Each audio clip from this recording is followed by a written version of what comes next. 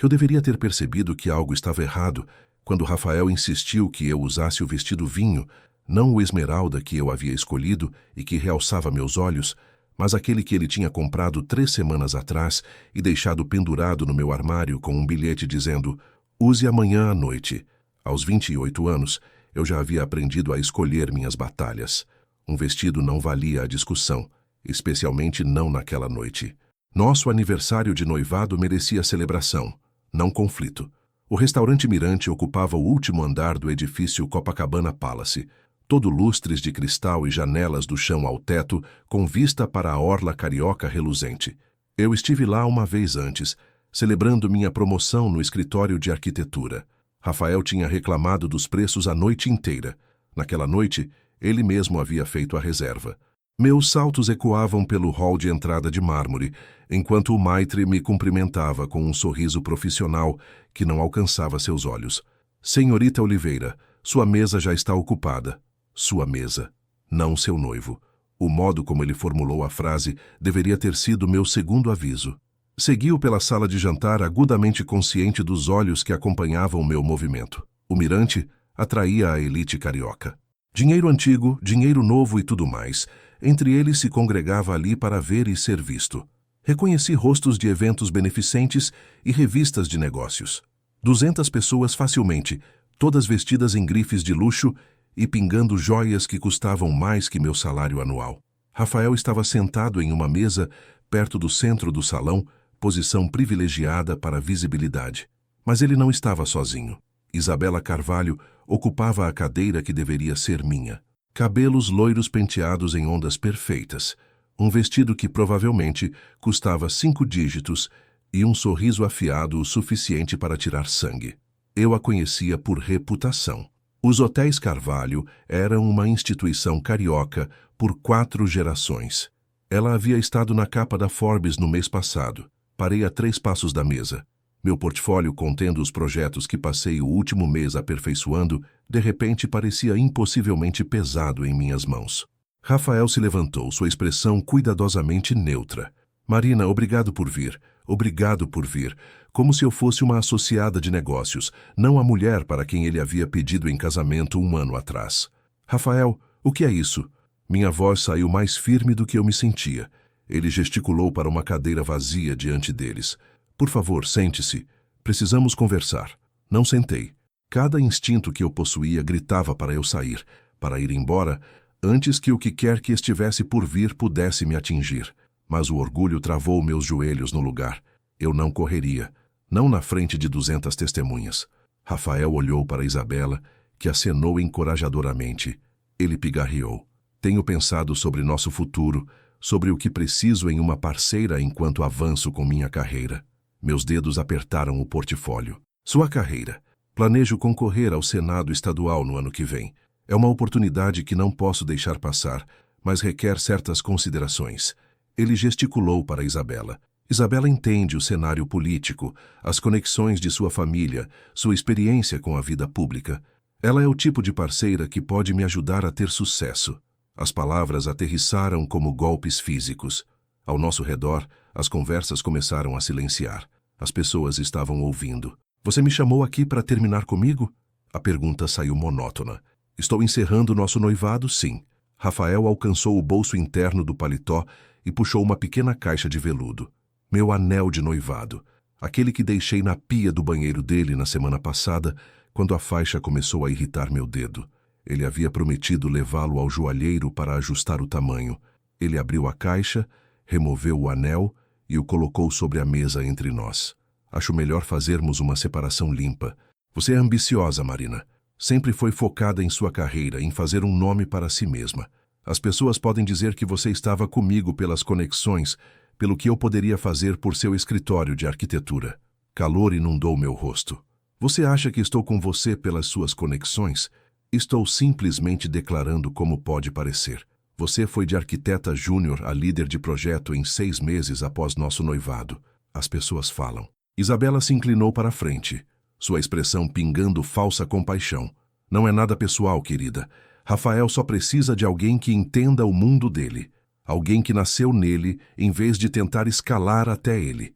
O portfólio escorregou de meus dedos, batendo no chão com um baque surdo. Projetos se espalharam pelo mármore. O trabalho pelo qual me matei para completar. O design que me rendeu minha promoção através de talento genuíno e semanas de 80 horas de trabalho jazia a seus pés como lixo. Rafael nem sequer olhou para baixo. Espero que entenda que isso é o melhor para nós dois. Você encontrará alguém mais adequado ao seu histórico eventualmente. Ao nosso redor, telefones haviam emergido de bolsos e bolsas. Flashes de câmera disparavam em minha visão periférica. Alguém estava gravando isso. Vários alguéns. Eu deveria ter dito algo cortante. Deveria ter mantido minha dignidade com uma frase de saída perfeita que o assombraria para sempre. Em vez disso, me abaixei, juntei meus projetos espalhados com mãos trêmulas e me endireitei. Fique com o anel, consegui dizer. Minha voz soava distante, como se pertencesse a outra pessoa. Considere pagamento pelo ano que desperdicei. Virei e caminhei em direção à saída. Cada passo parecia mover-se através de concreto. As conversas ao meu redor haviam se tornado um rugido surdo. Olhares de pena e sorrisos mal contidos seguiram meu caminho até a porta. O maitre evitou meus olhos quando passei. Até ele sabia. Todos sabiam para que aquela noite realmente servia. O ar noturno me atingiu como um tapa quando empurrei as portas. Outubro no Rio carregava uma brisa que cortava através do vestido vinho que Rafael havia escolhido. O vestido que ele queria que eu usasse para minha humilhação. Consegui ir meio quarteirão antes que minhas pernas cedessem. Uma rua lateral longe da entrada principal do mirante oferecia sombras e solidão abençoada. Afundei no meio-fio, meu vestido fazendo poça ao meu redor, projetos apertados contra meu peito. As lágrimas vieram então, quentes e humilhantes, e absolutamente inevitáveis. Um ano da minha vida. Um ano acreditando que alguém me amava, planejando um futuro que acabara de ser incinerado na frente de 200 testemunhas que provavelmente já estavam postando sobre isso nas redes sociais. Passos se aproximaram, mas não consegui encontrar energia para me importar, que vissem, que tirassem suas fotos. Nada poderia piorar isso. Senhorita Oliveira. A voz era profunda, controlada e completamente desconhecida. Olhei para cima através de visão embaçada. Um homem estava a 3 passos de distância, iluminado por trás por postes de luz. Alto, bem mais de 1,80 m, com cabelo escuro e um rosto composto de ângulos afiados e sombras. Ele usava um terno preto que provavelmente custava mais que meu aluguel mensal, cortado perfeitamente para ombros largos e uma estrutura que sugeria tempo sério na academia. Mas foram seus olhos que pararam minha respiração, castanhos escuros, quase pretos na luz fraca, e fixados em mim com uma intensidade que parecia quase física. Não preciso de ajuda, disse, limpando meu rosto. Discordo. Ele deu um passo mais perto. Há fotógrafos vindo. Em aproximadamente 30 segundos, eles vão virar aquela esquina e capturar você sentada em um meio-fio em lágrimas. Amanhã de manhã, essas fotos estarão em todo lugar. Como se invocadas por suas palavras, vozes ecoaram da direção da entrada do mirante. Vozes masculinas, excitadas e oportunistas. O estranho estendeu a mão. Meu carro está aqui. A menos que prefira dar a eles o show que estão esperando. Encarei sua mão. Dedos fortes. Um relógio de platina que brilhava na luz da rua e absolutamente nenhuma razão para confiar nele. Mas as vozes estavam se aproximando. Agarrei sua mão e deixei que me puxasse para cima. Um carro preto estava parado no meio-fio, elegante e caro. Ele abriu a porta traseira e deslizei para dentro. Projetos e tudo. Ele seguiu, acomodando-se ao meu lado com graça econômica. A porta fechou, nos selando na escuridão perfumada de couro. Dirija, disse ao homem atrás do volante. O carro saiu do meio-fio justo quando 3 homens com câmeras surgiram virando a esquina. Pressionei-me contra a porta distante, coração martelando. Quem é você? Ele virou aqueles olhos escuros para mim e algo em sua expressão fez minha respiração travar. Não exatamente ameaça, mas também não segurança. Alguém que acabou de testemunhar sua humilhação muito pública, disse ele calmamente, e alguém que pode ter uma solução para seu problema. O interior do carro cheirava a couro e algo mais escuro.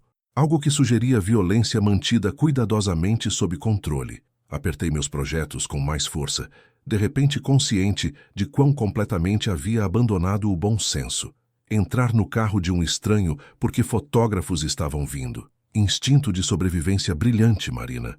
Você pode me deixar na estação de metrô mais próxima, disse, tentando soar como mulheres que regularmente fugiam de humilhações públicas em veículos de luxo com homens misteriosos. Poderia. Ele se angulou para me encarar adequadamente, e as luzes da rua que passavam iluminavam suas características em fragmentos. Maxilar afiado, uma cicatriz fina cortando sua sobrancelha esquerda, olhos que me avaliavam como se eu fosse um projeto que ele estava analisando em busca de fraquezas estruturais. Ou você poderia ouvir minha proposta primeiro. Não preciso ser resgatada por um estranho com complexo de herói. Sua boca curvou levemente. Não exatamente um sorriso. Não tenho complexo de herói. Tenho uma oportunidade de negócio que requer alguém precisamente em sua posição. Minha posição? Ri e saiu quebradiço. Você quer dizer publicamente humilhada e desempregada até amanhã de manhã? Ainda não desempregada, mas sim. Aquele vídeo já está viral. Confira seu telefone se não acredita em mim. Não queria, mas minha mão se moveu para minha bolsa de qualquer forma, puxando meu telefone. Notificações inundaram a tela. Mensagens de texto de colegas, chamadas perdidas da minha irmã. E ali, em alta nas redes sociais, Rafael Mendes anuncia noivado com Isabela Carvalho. O vídeo que acompanhava mostrava eu parada congelada naquela mesa, projetos caindo de minhas mãos. Os comentários eram piores que o vídeo em si. Vão me demitir. As palavras saíram monótonas. Minha promoção foi contingente à manutenção da reputação da empresa. Um escândalo nas redes sociais não exatamente grita estabilidade profissional. Provavelmente, ele não suavizou com falsa garantia, o que me traz à minha oferta. Preciso de uma esposa. Virei para encará-lo. Com licença? 6 meses. Um casamento contratual para fins comerciais. Em troca, garantirei que a carreira de Rafael Mendes termine antes de começar. E pagarei R$500 mil.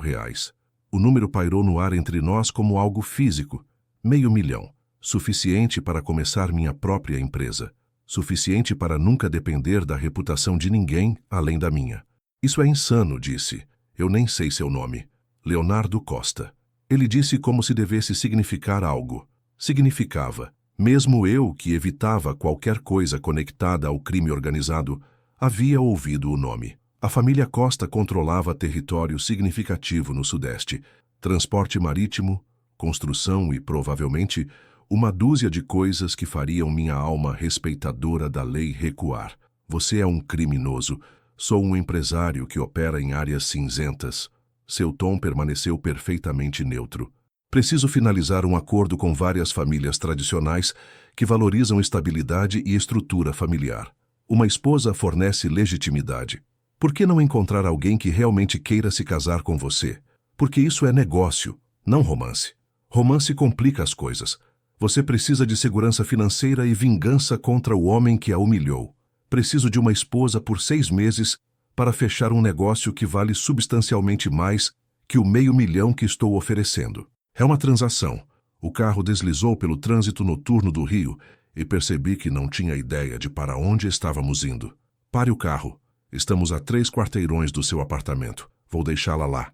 Você considerará minha oferta e, se estiver interessada, ligará para o número neste cartão. Ele produziu um cartão de visita de seu paletó. Cartão simples, caro, com um número de telefone. Nada mais. E se eu não estiver interessada, então lidará com as consequências de amanhã sozinha. Aviso justo será brutal. O carro parou em frente ao meu prédio, um walk-up modesto em um bairro que estava se gentrificando devagar o suficiente para eu ainda poder pagar o aluguel. O motorista, que eu mal havia registrado, saiu e abriu minha porta. Leonardo Costa permaneceu nas sombras do banco traseiro. Pense nisso, senhorita Oliveira. 6 meses de sua vida em troca dos meios para construir o futuro que merece. E a satisfação de ver Rafael perder tudo o que ele acha que o torna importante. Saí, pernas trêmulas, projetos amassados contra meu peito. Isso é loucura. A maioria das decisões que valem a pena são. A porta fechou e o carro partiu, me deixando parada na calçada com um cartão de visita na mão e absolutamente nenhuma ideia do que fazer com ele. Meu apartamento parecia pequeno demais e vazio demais quando finalmente subi os 4 lances até minha porta. Deixei os projetos sobre a mesa da cozinha e abri as redes sociais novamente, embora soubesse que era melhor não fazer isso. O vídeo havia sido compartilhado 40.000 vezes. Os comentários haviam se multiplicado. Metade deles me chamava de interesseira que teve o que merecia. A outra metade sentia pena de mim de maneiras que de alguma forma pareciam piores. Durei 2 dias. 2 dias de olhares de pena de colegas e sugestões cuidadosamente formuladas do meu chefe de que talvez eu devesse tirar uma licença pessoal para deixar as coisas se acalmarem. 2 dias vendo clientes potenciais se retirarem de projetos porque não queriam a publicidade negativa. Na manhã do 3º dia, encarei o cartão de visita de Leonardo Costa e tomei uma decisão que salvaria minha vida ou destruiria o que restava dela. O telefone tocou uma vez antes que uma voz masculina atendesse. Endereço. Não alô, não como posso ajudá-la. Apenas a pergunta imediata de alguém que esperava minha ligação. Dei o endereço do meu escritório e ele desligou sem confirmar nada. 20 minutos depois, uma mensagem chegou. Sedã vermelho lá fora em 5 minutos. Entre. O sedã estava exatamente onde prometido e o motorista não ofereceu conversa enquanto navegávamos pelo trânsito do meio-dia até a zona portuária. Não a zona portuária reluzente e amigável aos turistas. As docas de trabalho onde navios cargueiros descarregavam e armazéns se agachavam como fortalezas de concreto. Paramos em frente a um prédio que parecia abandonado por fora. O motorista gesticulou em direção a uma porta lateral e percebi que era esperado que eu entrasse sozinha. O interior contradizia completamente o exterior. Espaço de escritório moderno ocupava o térreo, todo mobiliário elegante e tecnologia de ponta. Mas foram os homens que notei mais. 3 deles posicionados estrategicamente ao redor da sala, todos me observando com o tipo de atenção que sugeria treinamento militar e armas escondidas. Senhorita Oliveira. Leonardo emergiu de um escritório nos fundos e a luz do dia não fez nada para suavizar sua aparência. Se alguma coisa o tornou mais intimidador. Alto, poderosamente construído, usando outro terno que provavelmente custava mais que meu carro. Obrigado por vir. Não concordei com nada ainda, mas está aqui. O que significa que está considerando. Ele gesticulou em direção ao escritório. Por favor. O escritório continha uma mesa, 2 cadeiras e janelas do chão ao teto, com vista para as docas. Ele fechou a porta, cortando a visão de seus guardas armados. Preciso entender com o que realmente estaria concordando, disse, permanecendo de pé. Casamento significa o que exatamente? Morar juntos, aparições públicas. Sim, para ambos. Você se mudaria para meu apartamento. Compareceríamos a funções sociais juntos, apresentando a imagem de um relacionamento estável e comprometido. Mas quartos separados, nenhuma intimidade física a menos que mutuamente acordada para aparências, e você mantém completa liberdade profissional. Exceto que não posso contar a verdade para ninguém. Correto. No que diz respeito ao mundo, estamos genuinamente casados. O contrato em si permanece confidencial. Cruzei os braços. E quanto ao seu negócio real? As partes ilegais? Você não questiona minhas decisões operacionais, mas é livre para expressar preocupações sobre qualquer coisa relacionada a projetos de construção legítimos. Possuo várias empresas de desenvolvimento que operam inteiramente dentro de limites legais. 6 meses. 6 meses. Então nos divorciamos discretamente. Você recebe seu pagamento e ambos seguimos adiante. Olhei para as docas, para os navios sendo carregados com carga sobre a qual provavelmente não queria saber. E Rafael, você disse que destruiria a carreira dele. Tenho numerosas conexões em círculos políticos e legais. Quando terminar, Rafael Mendes terá sorte de trabalhar como advogado ambulante em qualquer lugar. Nenhuma emoção coloriu sua voz, apenas fato declarado. Quando isso aconteceria? O casamento? 48 horas. Tenho um juiz que me deve favores. Cerimônia privada. Legal e vinculante.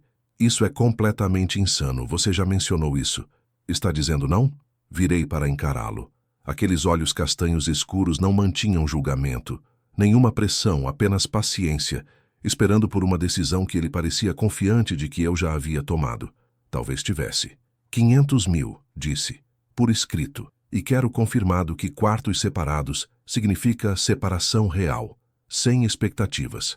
Feito. Ele se moveu para sua mesa, Produziu um documento que sugeria que havia preparado isso bem antecipadamente e o deslizou pela mesa para mim. Leia. Tome seu tempo. Se concordar, assine. Li cada palavra.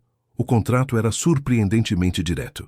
6 meses de casamento em nome e situação legal. 500 mil reais depositados em minha conta após finalização de seu negócio, com uma cláusula adicional garantindo pagamento mesmo se o negócio falhasse por nenhuma culpa minha. Minha mão tremia levemente enquanto assinava meu nome. Leonardo adicionou sua assinatura abaixo da minha, testemunhou e estendeu a mão. Bem-vinda ao acordo, senhora Costa. Seu aperto era firme, quente, e absolutamente nada sobre isso parecia seguro. A cobertura ocupava todo o último andar de um prédio em Leblon que não anunciava sua existência. Sem porteiro, apenas segurança biométrica e câmeras posicionadas em ângulos que cobriam cada aproximação. O motorista de Leonardo havia entregue meus pertences 3 horas atrás. Agora eu estava no hall de entrada de mármore da minha nova casa, sentindo-me uma intrusa em um museu. Seu quarto é por aqui. Leonardo passou por mim, sua presença de alguma forma preenchendo o vasto espaço. Ele abriu uma porta para revelar um quarto maior que todo o meu apartamento anterior. Cama king, área de estar, banheiro suíte com banheira de imersão e janelas com vista para a praia de Ipanema. Tudo o que precisa deve estar aqui. Lúcia cuidou dos arranjos. Lúcia, minha irmã.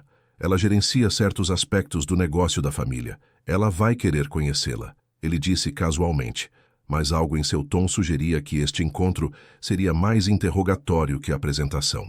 O apartamento em si desafiou minhas expectativas. Eu havia antecipado algo ostentoso, pingando riqueza, como a propriedade da família de Isabela. Em vez disso, tudo falava de poder silencioso.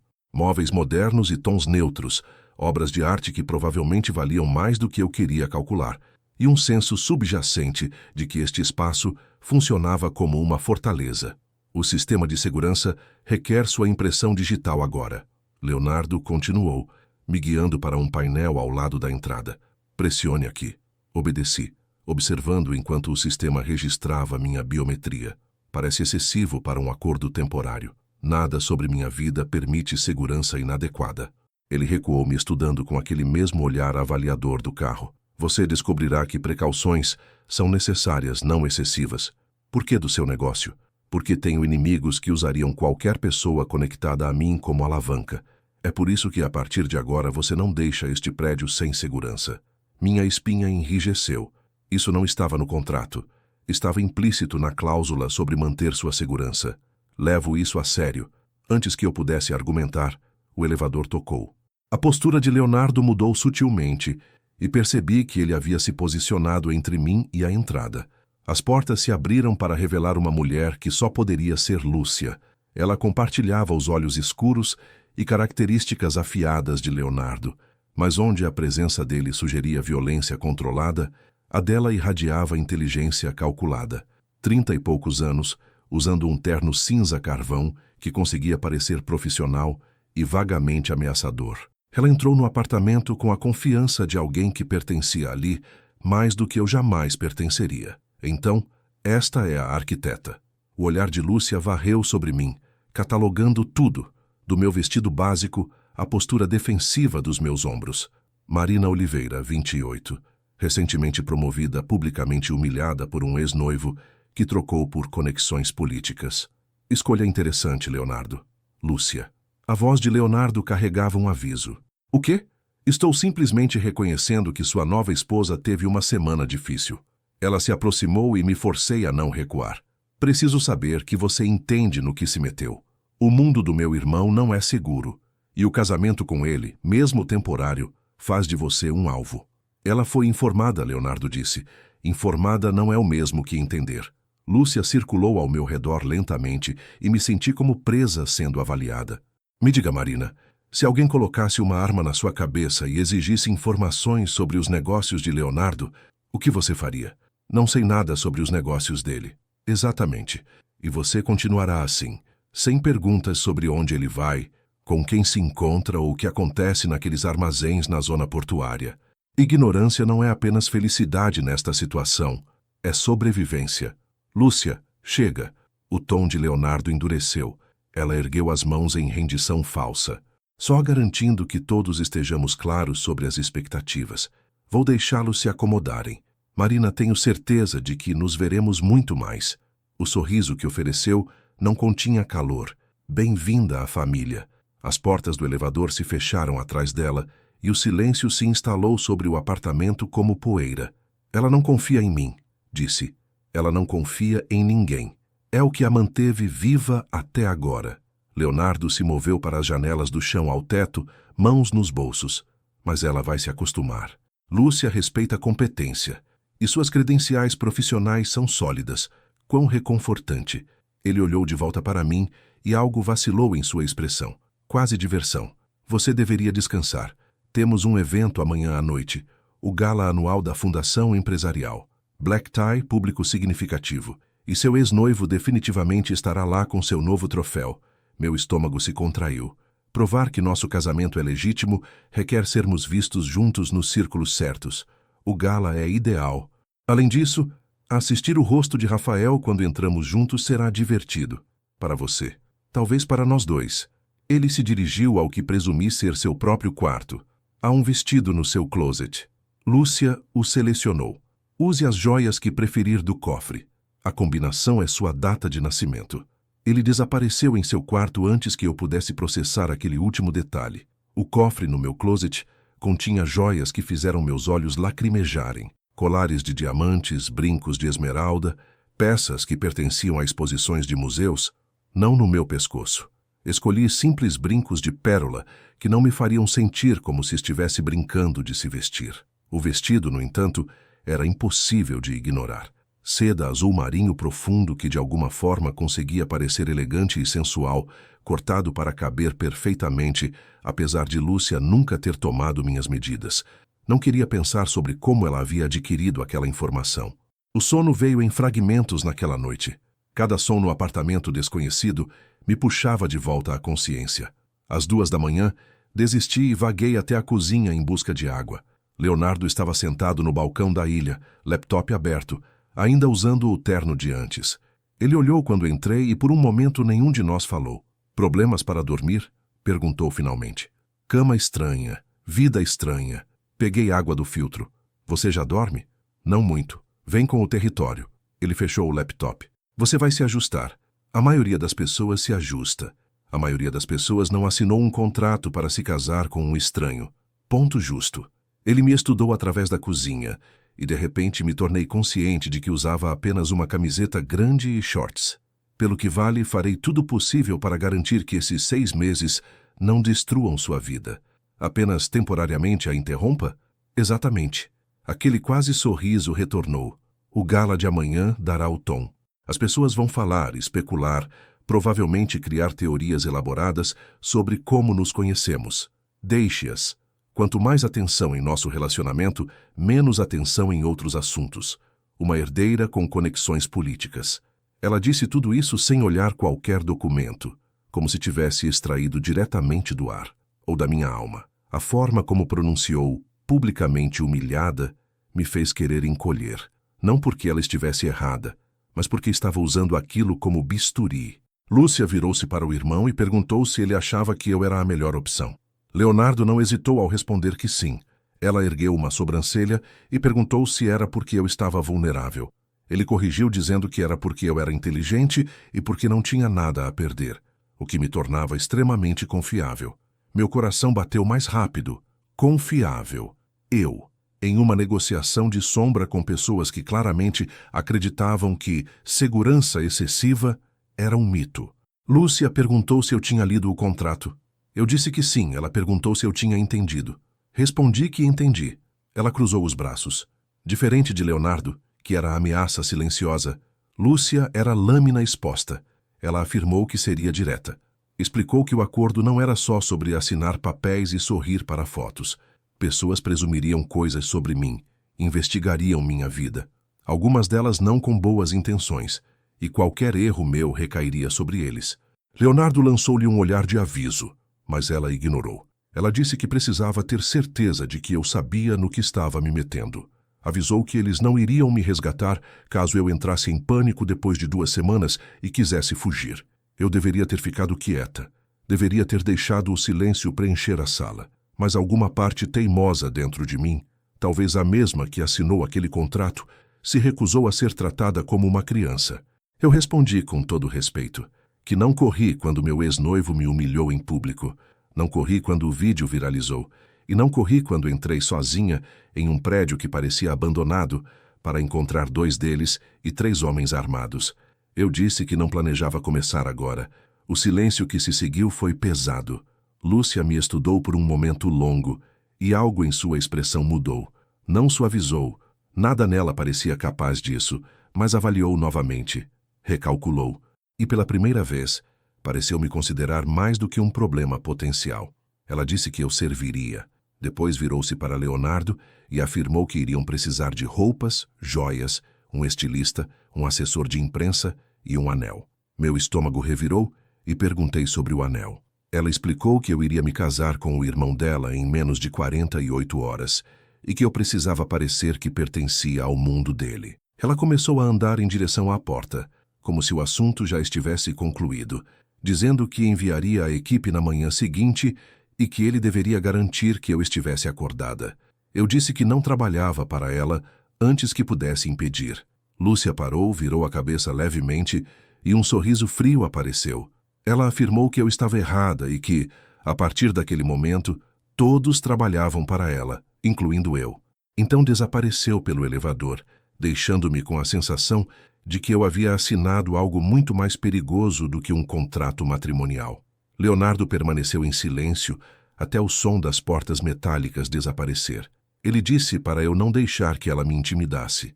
Eu retruquei que ela intimidaria um tanque sem pensar. A boca dele quase sorriu. Ele disse que talvez, mas que ela respeitava a força e que eu tinha feito bem. Fiquei surpresa e perguntei se ele estava me defendendo. Ele corrigiu dizendo que estava apenas reconhecendo fatos. Ele disse que eu entrei ali tremendo por dentro, mas mantive o que precisava, e que isso era mais do que muitos fariam. Ele deu alguns passos, parando perto da janela que mostrava a praia iluminada pela lua. Disse que a partir do dia seguinte, minha vida mudaria completamente, que as pessoas olhariam para mim de forma diferente, tentariam descobrir quem eu era, o que eu queria, o que eu podia entregar. Eu perguntei o que exatamente deveria entregar. Leonardo virou-se, os olhos escuros prendendo os meus, e respondeu que eu deveria apenas permanecer ao lado dele, não o desmentir em público e ficar viva. O modo como ele disse aquilo, calmo e absoluto, me congelou. Eu disse que ficar viva deveria ser óbvio. Ele respondeu que não no mundo dele. Explicou que por isso eu teria sempre seguranças por perto e que eles estariam ali na manhã seguinte para explicar os protocolos. Eu repeti a palavra protocolos, estupefata. Ele listou rotas de fuga, níveis de ameaça, palavras código, situações de risco, como se estivesse recitando uma lista de compras. Disse que nada era alarmante, apenas medidas padrão. Nada alarmante. Palavras código. Respirei fundo, tentando assimilar tudo. Eu perguntei a Leonardo, quieta, se ainda poderia dizer não. Ele disse que sim. Até às 8 da manhã do dia seguinte, eu ainda poderia mudar de ideia. Depois disso, o juiz seria acionado, os documentos enviados, a segurança ampliada e a preparação iniciada. E naquele ponto, recuar não seria uma opção para nenhum de nós. Meu coração acelerou e perguntei o que aconteceria se eu dissesse não naquele momento.